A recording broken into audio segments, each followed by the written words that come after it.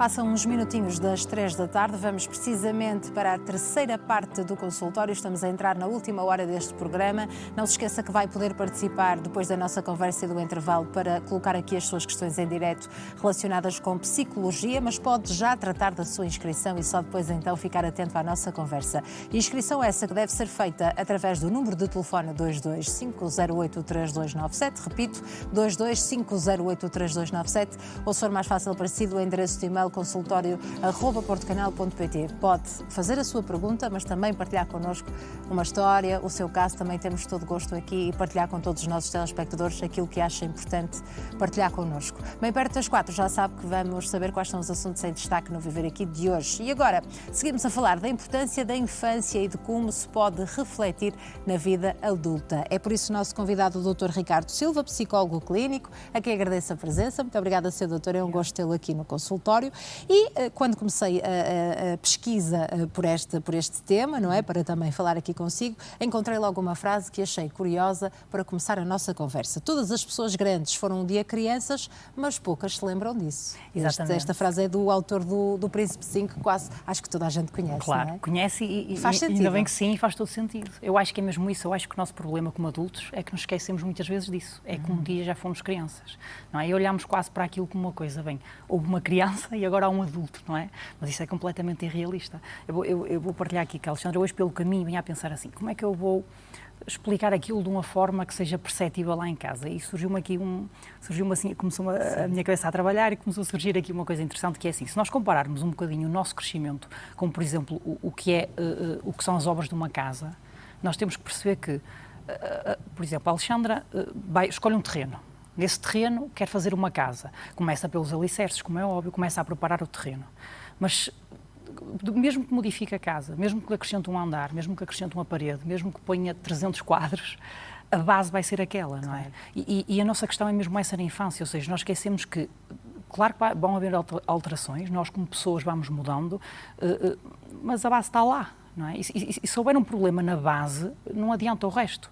As paredes podem ser bonitas, no caso da casa, os quadros podem ser bonitos, a decoração pode ser excepcional, mas se a base da casa não for bem trabalhada, se a base da casa não estiver segura, não adianta de nada. Ou seja, os nossos comportamentos, aqueles que nos ensinam, as bases que nos dão também na nossa infância, que é uma fase muito importante para o desenvolvimento depois do ser adulto. Exatamente, são elas que nos permitem, é mesmo isso, ou seja, são a base para o nosso desenvolvimento enquanto seres humanos, não é? Ou seja, dando aqui assim um exemplo mais concreto, Alexandra, imagine que estamos a falar de uma criança que em termos de bases, na sua infância, principalmente nos primeiros anos de vida, foi passando situações de muita instabilidade, foi passando situações de muita pressão, de muita crítica negativa, por exemplo, de violências, de violações. É muito difícil essa criança apagar tudo isso, não é difícil, é impossível apagar tudo isso e de repente está tudo bem e vamos construir novamente a casa da forma que queríamos. Não, sem olhar para essa forma, é por isso que isso é importante, sem olharmos para o que aconteceu, analisarmos o que aconteceu, refletirmos sobre o que aconteceu, sobre todos os nossos traumas, não é? E depois aí sim conseguirmos arranjar uma solução que pode não resolver, ou seja, não retirar o problema, mas acaba por acalmar muito a dor, não é? Ou seja, há aqui traumas de infância que têm ligação direta com aquilo que nós vamos ser e aquilo que vamos fazer na nossa vida adulta, não é? Sim, sem dúvida. E até passando assim isto de uma forma um bocadinho mais interessante, todos nós temos traumas de infância. A Alexandra pode ter nascido num berço de ouro, ter tudo que precisava, quer a nível material, quer a nível emocional, mas há sempre situações, pequenos traumas, alguns até podem ser encarados de uma forma positiva, não é? Que nos fazem crescer como seres humanos e que nos fazem aprender. Eu posso dar um exemplo. A Alexandra, imagine, em criança, chegava a um certo... punha-se a andar em cima de um muro, por exemplo, e caía. Na próxima vez que fosse andar em cima do muro já não ia querer, ou então ia ter mais cuidado, porque sabe que aquilo é um risco. Isto pegando num exemplo um bocadinho mais corriqueiro, nós aplicamos isto a todo o resto, ou seja, a nível emocional, a nível comportamental, a nível de relações, ou seja, tudo que nós vamos aprender na infância vai ter uma influência direta quando nós formos adultos. Claro que nós na infância aprendemos essas relações, esses comportamentos, essa parte emocional de uma forma enquadrada com a idade. Daí, Alexandra, por exemplo, a importância do brincar. Porquê é que é importante a criança poder brincar, de, por exemplo, pegarem em bonecos e criar brincadeiras e imaginar essas brincadeiras? Porque é nessas brincadeiras que a criança vai testar todas estas questões mais sociais, não é? Mais emocionais, e que todas começam aí e que depois se transportam ao longo da vida da criança. E é aí, nessa altura, que muitas vezes os adultos esquecem-se que também foram crianças e também gostaram de brincar, não é? Exatamente. Ou seja, exatamente. Não pode ser difícil permitir às crianças que tenham esse tipo de brincadeiras, Exatamente. Imaginação fora de limites. Muito pelo contrário, tem é que ser até um bocadinho influenciado a que isso aconteça, não é? Permitir Claro. e nem é só isso, e participar nessas brincadeiras, não é? Ou seja, partilhar essa parte da imaginação, dar o exemplo, porque às vezes é muito giro, Alexandra, mesmo com as crianças, por exemplo, nestas brincadeiras, se dar o exemplo, não é? De como agir, de como responder, esta parte emocional, por exemplo. Estamos a fazer uma brincadeira, inserir esta parte emocional. Porque é que por exemplo, está a brincar com uma Barbie e de repente essa Barbie vai fazer qualquer coisa? Porque é que ela não pode também sentir alguma coisa, não é? Nestas brincadeiras, e agir, e as crianças acabam por associar muito facilmente, não é? Esta questão mais social, mais emocional, quanto mais abordada, quanto mais exemplos forem passados, mais a criança vai adquirir, não é? Porque nestas fases a criança adquire muito por modelagem, não é? Por ver o que os pais fazem, por perceber o que os pais sentem, o que os pais dizem, não é? Principalmente os pais, como é óbvio, há crianças que são outro tipo de cuidadores, até para vezes por infelicidades da vida, não é? Claro, mas aqui estamos a utilizar pais de uma forma um bocadinho mais abaixo. E se calhar direcionamos a nossa conversa para dois grupos, precisamente, para os pais que têm filhos pequeninos. Sim. E que está nas mãos desses pais, tios e avós também, claro, aplicar, ou melhor, deixar, não é? Deixar as crianças serem livres para brincarem, e aquelas pessoas também que se vão descobrir e que vão identificar certas coisas que aconteceram na infância, alguns traumas ou situações menos boas, e que agora podem, de facto, entender e tentar resolver para serem adultos mais bem resolvidos e mais felizes. Foi assim que é mesmo isso, é mesmo isso. Eu acho que é por isso que estamos aqui hoje com este tema, não é? É perceber que os pais que ainda estão num processo de educação dos filhos, o que é que eles podem fazer para que mais tarde não surjam esse tipo de problemas, Exatamente. Não é? Que não hajam problemas a nível de relações de trabalho, que também já falámos aqui noutra vez, a nível social, a nível de todas as relações que se vai tendo e todos os fatores que se tem que gerir, todas as barreiras que se têm que passar, e que se a criança não for preparada para isso, não vai ser em adulto que de repente vai estar, não é que não possa fazer, pode obviamente, mas vai dar mais algum trabalho, não é? E para a outra parte, que é os adultos que percebem que, epá, eu tenho este comportamento, ou eu sinto-me assim, ou eu sinto que não consigo lidar com determinada situação. Então aí recuamos atrás. Será que houve alguma coisa na infância que fez com que esse adulto hoje tivesse este tipo de reações? E muitas vezes é isso. Eu às vezes costumo dizer que nós temos que olhar para a nossa criança, não é? A nossa criança interior, da mesma forma, com o mesmo carinho, com a mesma dedicação com que olhamos para as nossas crianças de agora, e perceber que um dia nós fomos assim, e que tudo que nós fomos nessa altura tem uma influência no que nós somos agora, não é? E o que tem uma influência positiva, ótimo. O que tem uma influência negativa, tentar explorar, tentar refletir, tentar perceber o porquê disso acontecer e tentar mudar o máximo essas situações. E temos o ponto de partida que qualquer pai e qualquer mãe quer o melhor para os seus filhos. Sim. Mas há erros que cometemos, não é? Sim. E que tipo de erros são esses que depois vão ter influência direta na vida adulta? Sim. Isso é importante. Essa parte é muito importante, e estes erros geralmente são sempre relacionados com esta educação, não é? Com a forma como os pais passam a educação para os filhos. O problema é que também temos que ver a outra parte, antes de começar por aí, que é normal que nós, como seres humanos, durante um processo de educação, por exemplo, de um filho, vamos cometer erros. Mas seja a Alexandra, seja eu, seja quem for. E faz parte. E é importante as crianças saberem viver com esses erros, porque elas também os vão fazer quando crescerem, não é? Qual é o importante nessa situação? É perceber esses erros, assumir esses erros e não ter problema de, mesmo como um pai ou como uma mãe, que por vezes é difícil, assumi-los e retificá-los muitas vezes, não é? Para quê? Para a criança também ter esse exemplo é muito importante. Nós não queremos pais perfeitos, não é? Porque até seria impossível, estávamos aqui a criar uma imagem para os pais que não é realista. Não é pais perfeitos, é pais que deem o seu melhor e que consigam perceber as alturas em que estavam certos, as alturas em que provavelmente até nem estavam certos, saber admiti-las para a criança depois mais tarde fazer o mesmo. Eu posso lhe dar um exemplo, Alexandre. Imagine uma criança que vive num ambiente familiar onde nunca ninguém admite os erros. O pai erra, a mãe erra, a irmã erra, seja quem for, mas nunca ninguém admite, porque ninguém pode errar. Vai ser muito difícil depois essa criança também conseguir admitir os seus erros. É por isso que essa parte é muito importante. Os pais vão cometer erros, bom, mas todos nós cometemos erros, não é? Agora, um bocadinho a outra parte, que é percebermos o quê? Muitas vezes esta questão mais relacionada com os erros, como a Alexandra estava a dizer, que nem sei se lhe podemos bem chamar assim, não é? Sim. Estão muito relacionados com o quê? Com exageros na educação. Se estamos a falar de pais extremamente rígidos, de pais extremamente impositivos, que não permitem, por exemplo, dar asas à liberdade imaginativa dos filhos, que não permitem que os filhos desenvolvam as suas ideias, os seus gostos, e que até possam ser discutidos, porque muitas vezes, Alexandra, repare, pode não concordar com tudo, o seu filho pode ter 12, 10, 13, 14, pode ter a idade que tiver e não concordar com tudo com a mãe. Claro, isso não é uma coisa grave. O importante é discutir o assunto e perceber porquê. Mesmo que a criança esteja errada. Não é, ou seja, não é oprimir a criança porque ela está errada, então nem não pode dizer opinião. Não é? Exatamente. Porque não resolve. Porque depois o que é que acontece na maior parte dos casos? A criança acaba por se calar, mas continua a ter aquela ideia. E se agora vamos pôr o cenário de outra forma. A criança não concorda com a mãe, ou não concorda com o pai, mas vai discutir isso. E o pai ou a mãe explica à criança o porquê dela estar errada. Aí, provavelmente, já vai ter um modelo muito mais eficaz do que olha, está caladinho porque isso não é assim, não é? E acaba por bloquear completamente a criança. Claro. Isso depois faz o quê? São estes pormenores que são interessantes, que é, essa criança depois tem uma grande... E se isso acontecer uma vez, obviamente que isto não tem qualquer influência, não é? Agora, se isto acontece constantemente durante a educação da criança, provavelmente quando ela for mais velha vai ter esse tipo de comportamento, não é? E muitas vezes leva a que a criança, já adulta, prefira não dizer nada, porque depois pode estar errada e não se vai sentir bem com essa situação e não consegue admiti-lo. Portanto, o importante é mesmo isso, a criança passar pelas experiências que todos nós vamos ter que as passar, como é óbvio, de uma forma muito mais infantilizada, não é? Que é adequada à idade. Como é importante também dizer não às crianças, não é? Sim, de uma forma que elas percebam que aquilo está errado. Sim, sem dúvida. Essa parte é muito importante porque nós temos que perceber que é muito importante esta questão da assertividade, esta questão de uma educação mais empática, não é? Tendo em conta as vontades da criança, tendo em conta os seus desejos, as suas necessidades, mas a outra parte também é muito importante, ou seja, haver aqui uma certa disciplina, não é? É importante, ainda para mais agora. Nós, um dado assim interessante, nós, seres humanos, nós tomamos cerca de 35 mil decisões por dia. Assim, uma coisa absurda. Tantas?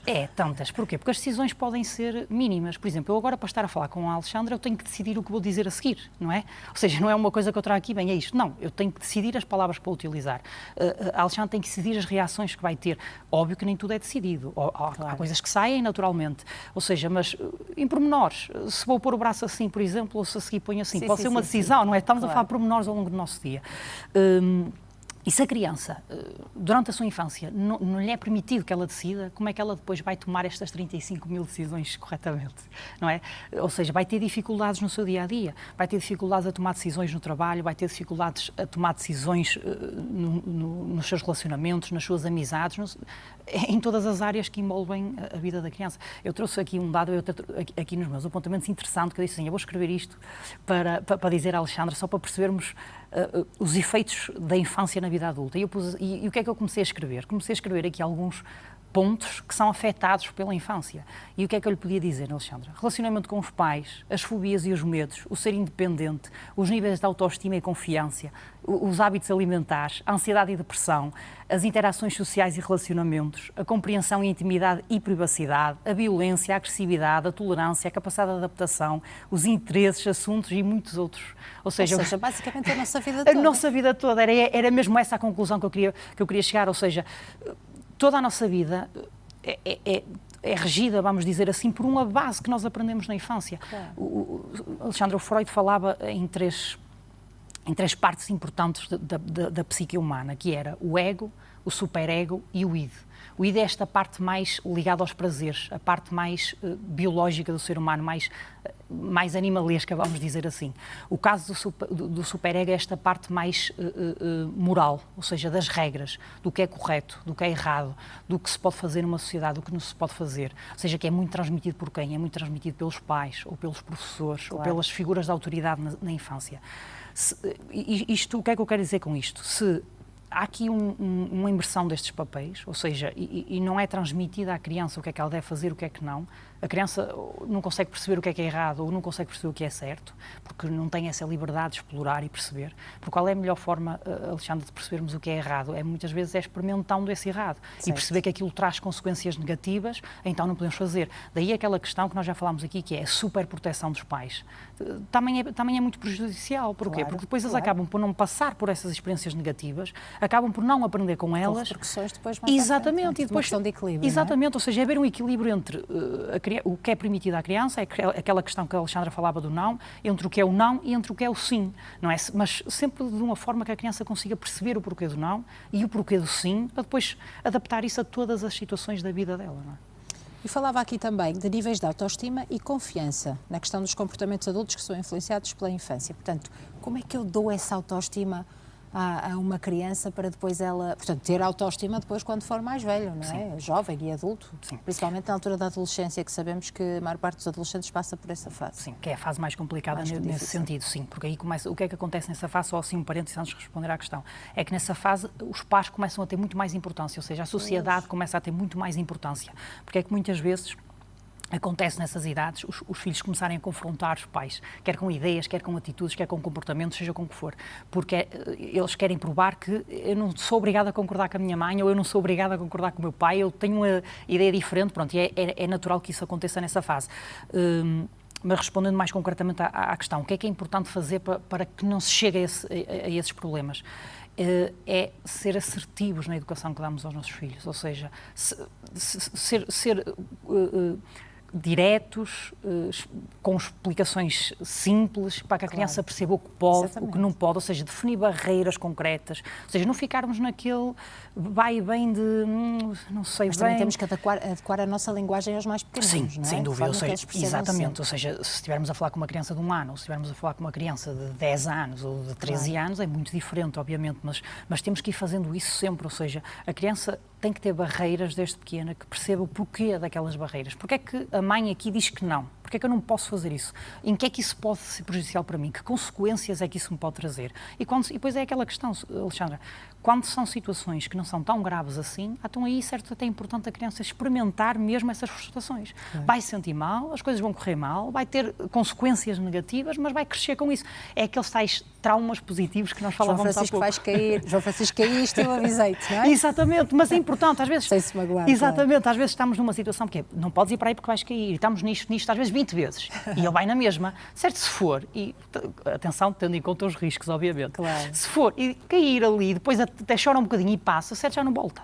Claro. Este exemplo pode-se aplicar a tudo, não é só esta parte mais física, ok, que aqui estamos a falar do cair ou não cair, mas a criança tem mesmo que passar por estas experiências tão bem negativas para crescer, não é? Pois é um adulto que frustra facilmente porque nunca passou por situações onde teve que as resolver, onde teve que aceitar que, infelizmente, eu não queria isto assim, ou não gosto desta forma, mas faz parte da vida, não é?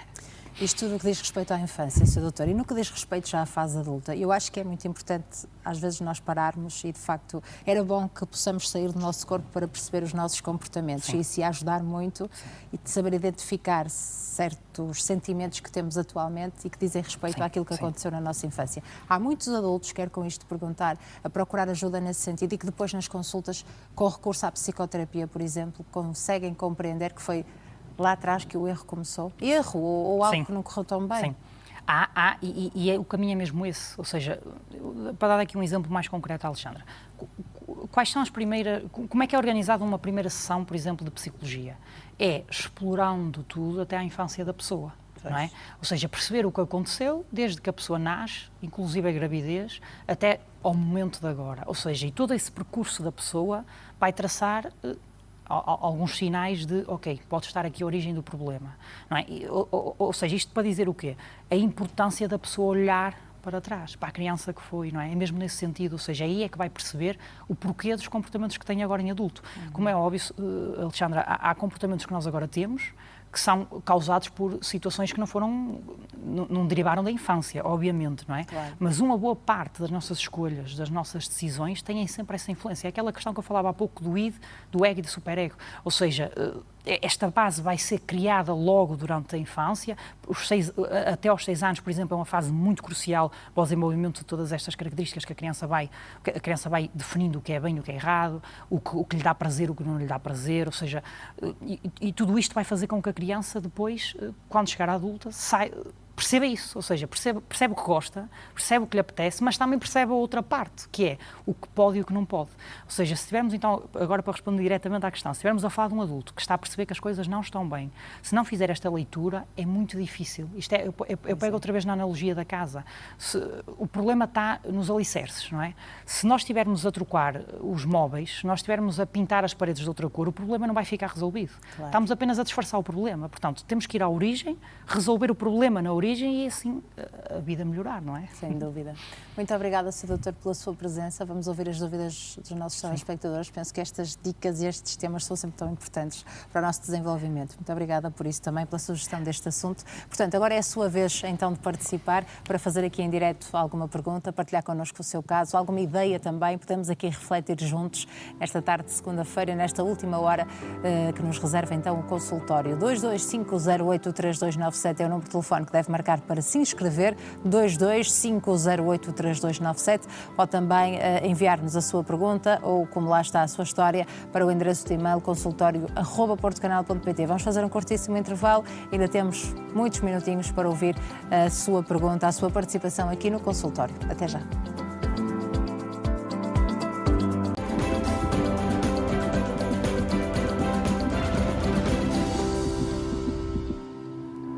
E avançamos para a última parte do consultório de hoje, agora com a sua participação. Quero que consiga esclarecer aqui em direto todas as suas questões relacionadas com psicologia, mas estamos também disponíveis para ouvir a sua história, que também gostava que partilhasse connosco a sua história, se assim for a sua vontade. 225083297 é o número de telefone que pode utilizar, 225083297, ou pode enviar toda esta informação para o endereço de e-mail consultório@portocanal.pt. Especialidade desta última meia hora, psicologia, porque estivemos então na última meia hora antes do intervalo a falar sobre o adulto de hoje, a criança que foi, com o Dr. Ricardo Silva, psicólogo clínico, a quem agradeço muito a presença, muito obrigada e acima de tudo pela sugestão deste tema que deixou certamente muitos telespectadores a refletir e isso já é importante, já pode ser aqui um passo muito importante para quem precisa dessa ajuda. Sr. Doutor, vamos ao encontro da primeira telespectadora, vamos saber então qual é a pergunta da Anabela Leal, liga de Passos de Ferreira e tem 34 anos, seja bem-vinda. Muito boa tarde, obrigada. Não sei se me conseguem ouvir muito bem, porque eu estou a trabalhar. Sim, conseguimos ouvir bem, sim. Obrigada, sim.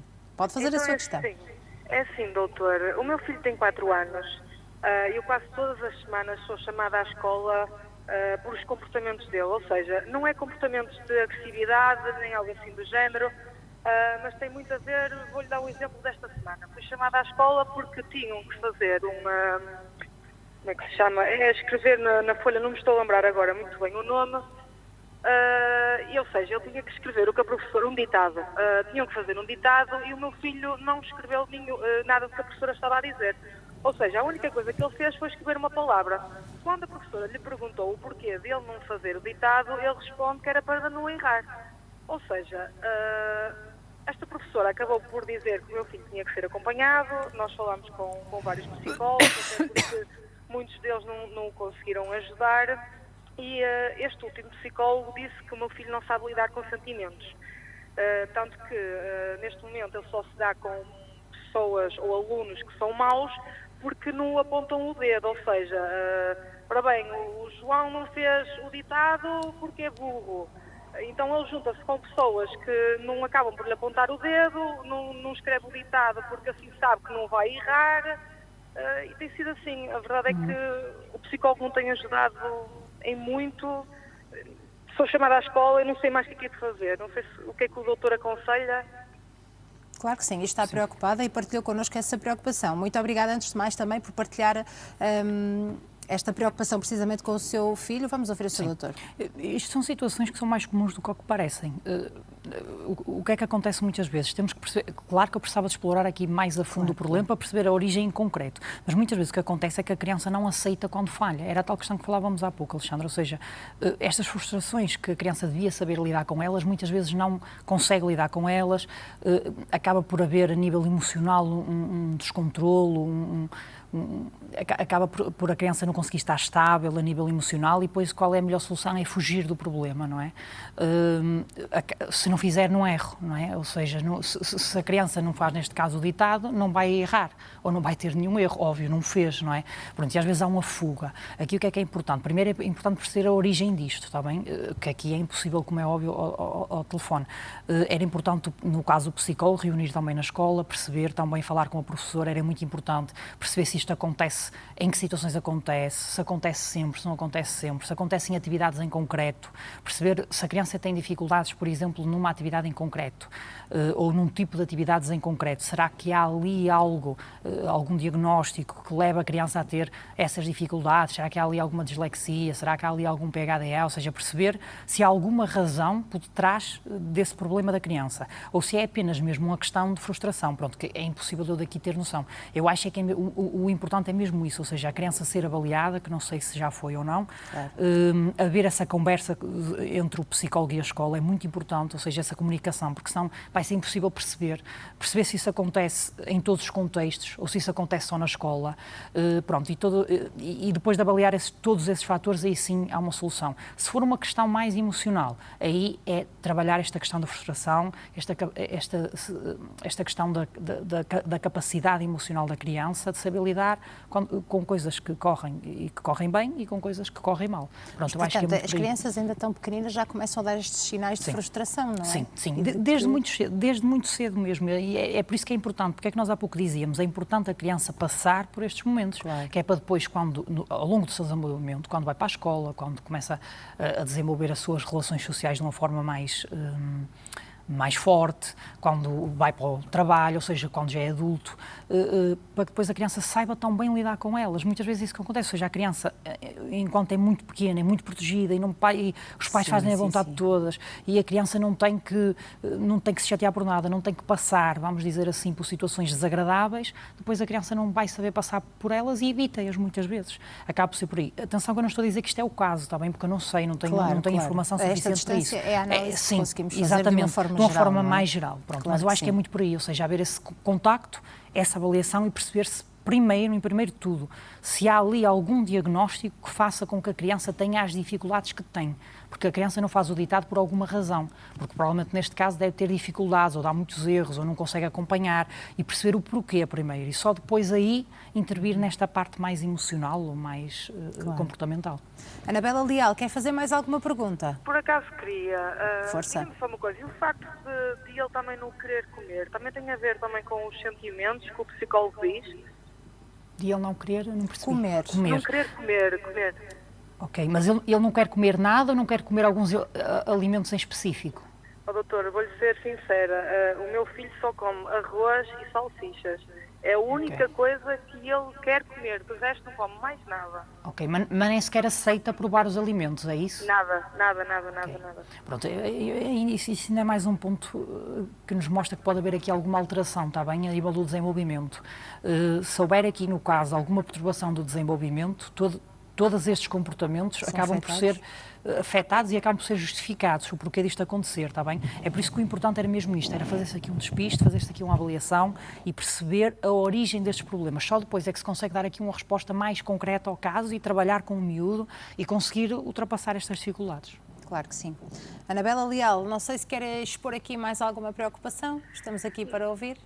Não, é mesmo esse facto, a minha preocupação é mesmo o facto do psicólogo dizer que o meu filho é alimentado no sentido, não é, de ser uma pessoa saudável, de ser uma pessoa feliz, e depois os professores apontam 1001 erros. Depois também existe, aliás, doutor, também existe o facto que eu já pensei em mudá-lo de escola. Será algo positivo? Será algo que é melhor não o fazer? Que ele pode levar a mal? Eu vou ser sincera, é impossível eu responder-lhe essa pergunta. Eu posso explicar porquê. Porque, em primeiro, eu não o conheço. Não sei a importância que, por exemplo, os amigos têm para ele, a importância do ambiente escolar, a importância dos professores, o que é que o miúdo sentiria caso se trocasse de escola, ou o que é que ele acha que sentiria, pelo menos. Ou seja, é mesmo difícil de responder a isso. Para isso era preciso conhecê-lo, falar com ele, perceber se temos mais... Estas mudanças de escola são sempre delicadas. Nós temos sempre que avaliar o que é positivo e o que é negativo, não é? Se nós percebermos que a mudança traz muito mais coisas negativas do que positivas, aí os miúdos devem trocar. Se nós percebermos que traz muito mais coisas negativas do que positivas, aí não. Pronto, isto é uma questão que é difícil de avaliar, obviamente, mas aí o psicólogo pode ajudar, não é? E mesmo na escola, haver esta interação com a escola, e aí pode-se tomar uma decisão um bocadinho mais assertiva, está bem, mãe? Anabela Leal, obrigada pela obrigada. sua participação. Grande beijinho para o seu filhote e que corra tudo bem. Muito obrigada. Muito obrigada. Obrigada a nós pela sua participação. Muito obrigada. Sr. Doutor, muito boa tarde. Gostaria que o doutor falasse um pouco do síndrome de Peter Pan. Tive uma infância muito feliz, não sofri qualquer trauma, porém sou uma adulta que continua com muitos comportamentos infantis. Não que fuja às responsabilidades, mas sinto que tenho imensas características que não me deixam sair, entre aspas, da criança que já fui e que não consigo deixar de ser. Sim. Muito obrigada, Inês. Muito obrigada por esta participação. Sim, uma excelente questão. Aí o que é importante? Aí o importante é mesmo isto que falámos há pouco, que é a psicoterapia. Ou seja, estamos a perceber que há aqui uma situação, provavelmente aqui deve haver um autodiagnóstico, não sei se é um diagnóstico feito ou se é um autodiagnóstico, claro, que é muito importante. Confirmando-se aqui algum tipo de diagnóstico, é que é importante que, para responder esta pergunta, até acaba por nem ser importante o diagnóstico, é procurar a psicoterapia, desenvolver tudo isto que falávamos há pouco, ou seja, explorar todas estas questões da infância, todo o percurso de desenvolvimento da pessoa e perceber o que é que levou a pessoa a ter estes comportamentos hoje em dia. Ou seja, é essencial, é a pessoa ser vista, perceber se realmente isto é um autodiagnóstico ou se confirma aqui algum diagnóstico, não é? Ou outro diagnóstico qualquer, não é? E aí fazer uma intervenção nesse sentido, ou seja, explorar todas as situações, porque às vezes pode-nos parecer que é isto e não ser bem isto. Ser, não é? Claro. É muito mas importante. O que é que significa este síndrome de Peter Pan, Pronto, doutor? É uma pessoa dar continuidade àquilo que fazia durante a infância e agora na fase adulta? Sim, acabam por ser pessoas, muitas vezes, isto sem querer estar aqui a dar diagnósticos, associava-se este síndrome ao Michael Jackson. Era público e falava-se disto muitas vezes, ou seja, são estes adultos que acabam por ter assim um comportamento muito semelhante a uma criança em certas situações. Pronto, claro que isto é incomodativo, num local de trabalho, em relações, não é mesmo para a própria pessoa, acaba por trazer-lhe problemas, constrangimentos, pronto, e ser importante é mesmo isso, ou seja, fazer aqui psicoterapia, ser vista por um psicoterapeuta, pode não ser por um psicoterapeuta, pode ser por um psicólogo clínico, mas aqui aconselharia mais fazer uma psicoterapia, porque acho que pode ter a ver muito com isso, com essa exploração do eu, não é, basicamente. Claro que sim. Muito obrigada também por esta sua partilha. Inês, a Raquel Lino tem 24 anos, escreve-nos de Oeiras e diz o seguinte: muito boa tarde. A minha filha tem 2 anos, é uma criança saudável e feliz. A verdade é que neste fim de semana, ao brincarmos juntas, reparei que organiza os brinquedos por cores e alinhados. É algo normal nesta idade? Muito obrigada. Pergunta à nossa telespectadora. Qual era a idade? 2. 2 anos. Se for só isso, estas respostas são sempre muito limitadas, porque se for só isso, pode nem querer dizer nada, não é? Agora, se for isso e mais um conjunto de sintomas, aí sim pode-nos indicar aqui algum possível diagnóstico, está bem? É muito comum, por exemplo, nas crianças com perturbação do espectro do autismo, acontecer esse tipo de padrão, esse tipo de comportamento padronizado. Nós chamamos-lhe assim porque a criança acaba por organizar ou por cores, um padrão de cores, ou então por tamanhos, um padrão de tamanhos, e tem muito a ver com isso. Agora, isso por si só, sem mais nada, é impossível eu dizer se há aqui algum diagnóstico ou não, não é? Portanto, e esta também pode ser uma avaliação precoce, com 2 anos, ou já é possível ser feita? Já podemos fazer. Claro que há sempre algumas precauções, principalmente agora, por causa desta questão do Covid, ou seja, provavelmente uma primeira avaliação traria aqui apenas uma probabilidade de, e depois uma segunda avaliação após intervenção, aí sim daria um diagnóstico definitivo. Estamos a falar de uma criança de 2 anos, uma criança Covid, não é? Que passou por muitas limitações a nível social, que nós não sabemos se essa criança tem ou não, não é? Porque aí apenas fala dos padrões, mas respondendo assim mais concretamente, sim, podemos fazer, desde que se perceba que se justifica, não chega a um comportamento para, não é? Claro que sim. Muito obrigada por esta questão, por esta partilha também. Vamos agora ao encontro da Rita Costa, que liga do Porto e tem 25 anos. Seja bem-vinda ao consultório. Olá, boa tarde. Muito boa tarde. Força. É o seguinte, o meu primo, ele tem cerca de 10 anos, faz agora 11 anos em dezembro. E ele apresenta características muito parecidas com as minhas de quando eu era mais nova. Ou seja, na escola é muito hiperativo, distrai-se facilmente com uma mosquinha a voar, como estavam a dizer comigo. E, da minha altura, eu já estava no psicólogo e, na altura, até me foi receitado um tipo de medicamento para que isso deixasse de acontecer. No entanto, eu gostava que isso não acontecesse com ele, ou seja, não impingir já a medicação para uma criança tão pequenina e tão nova, que eu sei que, pelo menos na minha altura, custou-me bastante, que até me cortava o apetite. E eu gostava de saber o que é possível fazer, ou se é aconselhável ir a um psicólogo para tratar de alguma maneira o problema que ele tem, que é a distração na escola. Claro que sim, estou a compreender. Obrigada, Rita, por esta sua perguntava preocupação. só a idade, que eu não consegui perceber a idade. Vai fazer 11 anos em 11 dezembro, anos, portanto, ok. 10 anos. Ok. Este problema só surgiu agora ou já vem desde o primeiro ciclo? Não, ele sempre apresentou características assim de hiperatividade, ou seja, ele tem muita dificuldade em manter a sua concentração e em estar sossegado, mesmo em ambientes de brincadeira. Ok. Pronto, aqui este caso era mesmo importante. Eu não sei se ele já foi a alguma consulta de pedopsiquiatria. Certo, primeiro aconselhava uma consulta de pedopsiquiatria, perceber, ou de pediatria do desenvolvimento, e perceber se há aqui alguma alteração ou não na criança, e depois aí sim fazer-se um despiste para perceber se há aqui, se estamos a falar aqui de um caso de PHDA ou não. Às vezes esta questão da criança ser agitada não quer dizer que haja aqui um diagnóstico, não é? Mas isto aliado a estas dificuldades de atenção na escola, esta distração muito fácil, pode haver aqui algum diagnóstico que justifique.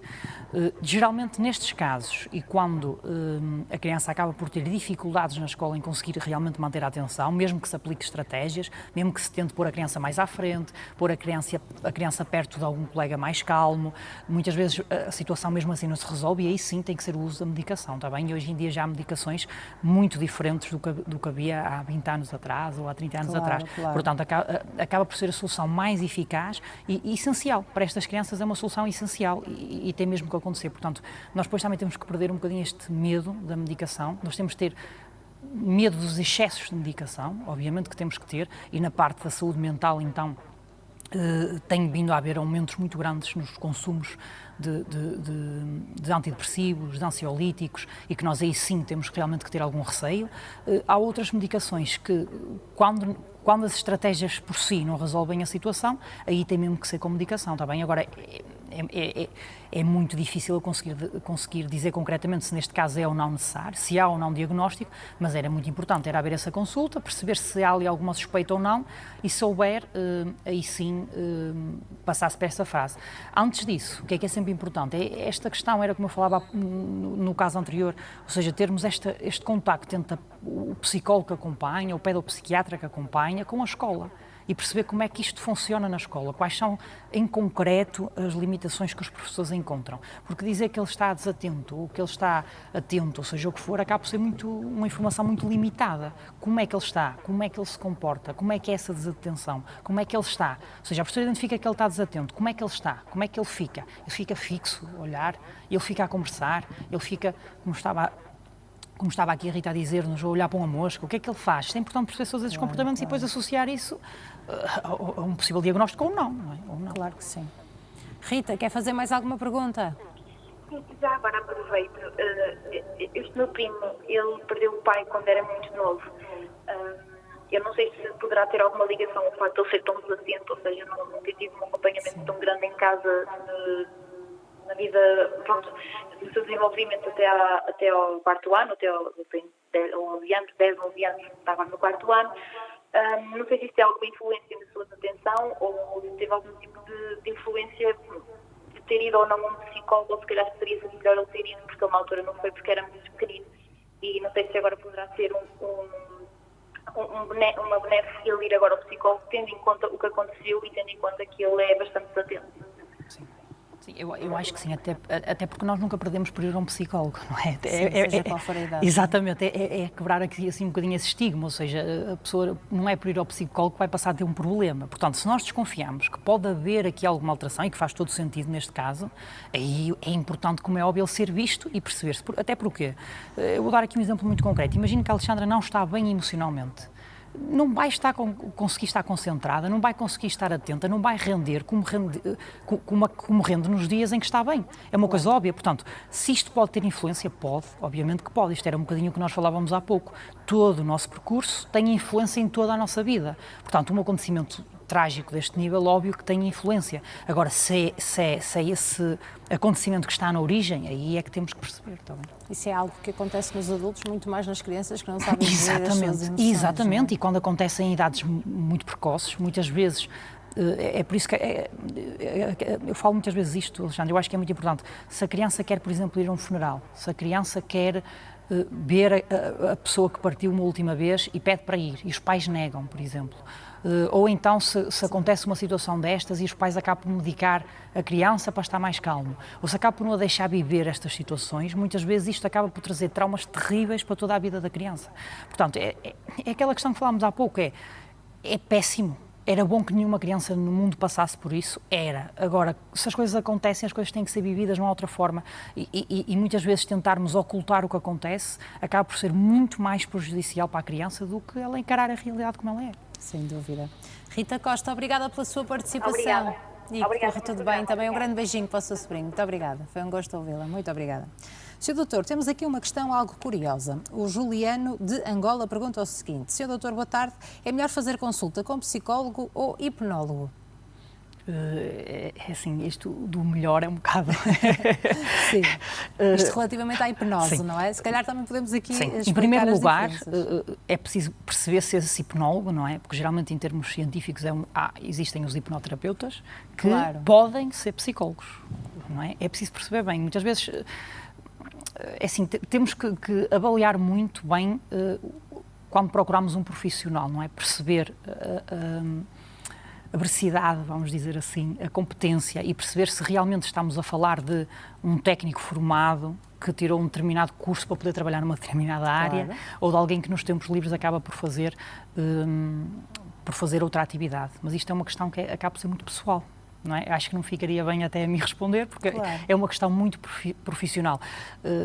Portanto, acho que ficaríamos assim, está bem, Alexandre? Claro, sem dúvida alguma. Queremos é responder aqui, exatamente, ajudar os nossos telespectadores. Portanto, sim, acho que já é um acho que isto tem muito a ver com o que a pessoa deseja para si e o que a pessoa acha que lhe faz bem. Claro. Percebe? Certo, eu pessoalmente teria a minha escolha mais natural, certo? A Alexandra até teria outra. Portanto, exatamente, a pessoa tem que procurar, daí, por exemplo, haverem pessoas que se refugiam na fé, haverem pessoas, por exemplo, que nem sequer têm fé, e ninguém está errado. A questão é cada um procurar o que acha que para ele lhe faz sentir melhor. Neste caso, no que diz respeito à nossa saúde, ter sempre essa questão da veracidade em primeiro lugar, não é? Sem dúvida. Sem dúvida alguma, é muito importante.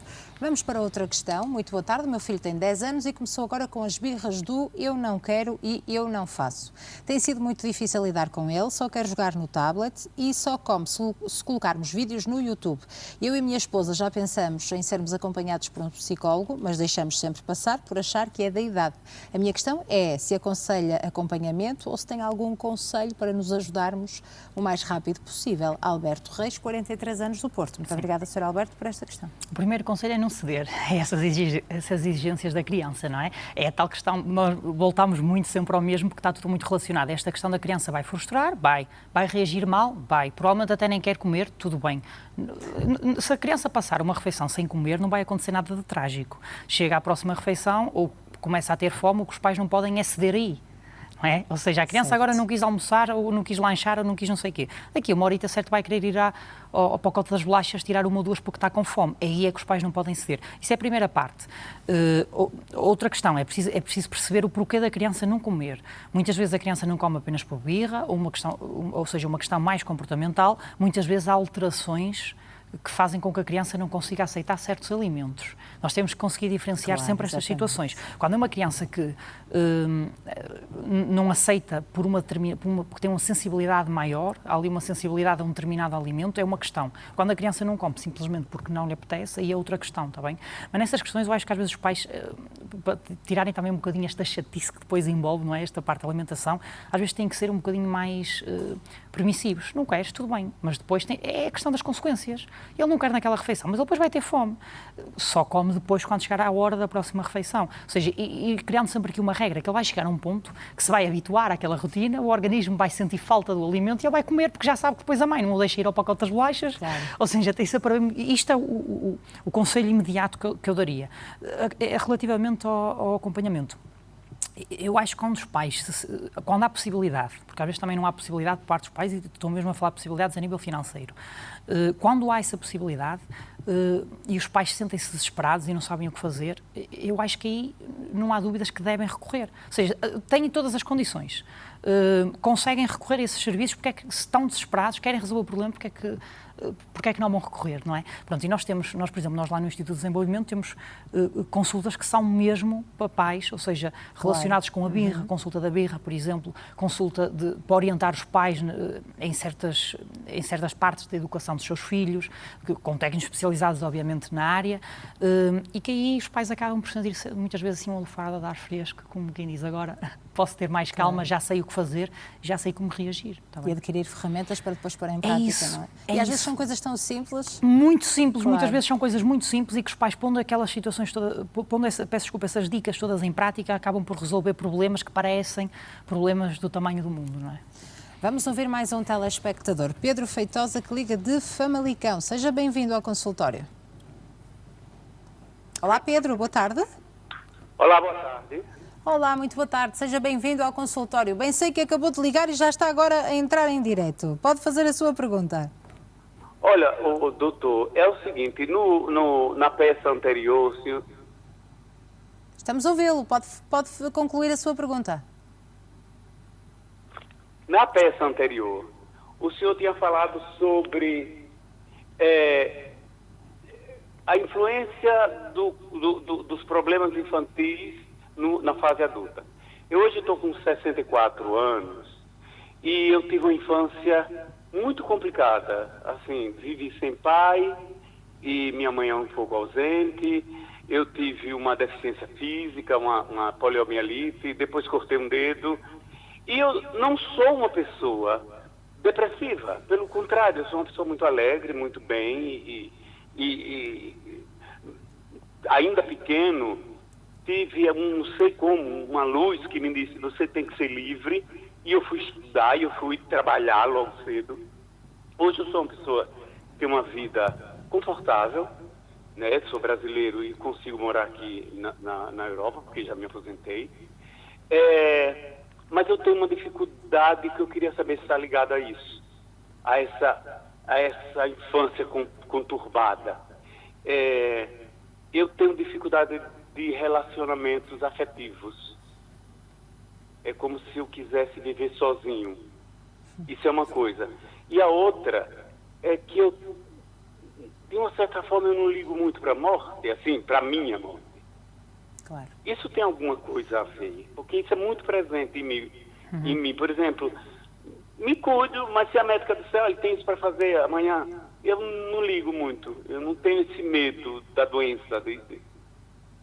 Sr. Pedro, obrigada por esta participação. Eu vou dar a palavra ao Sr. Doutor, porque só temos um minutinho para lhe responder. É pena, porque realmente foi uma intervenção muito interessante que acaba por nos trazer isto. Ou seja, claro que está relacionado, não é? Claro, porque, atenção que isto, claro quer dizer o quê? Porque tudo que nos acontece, como falámos há pouco, está relacionado.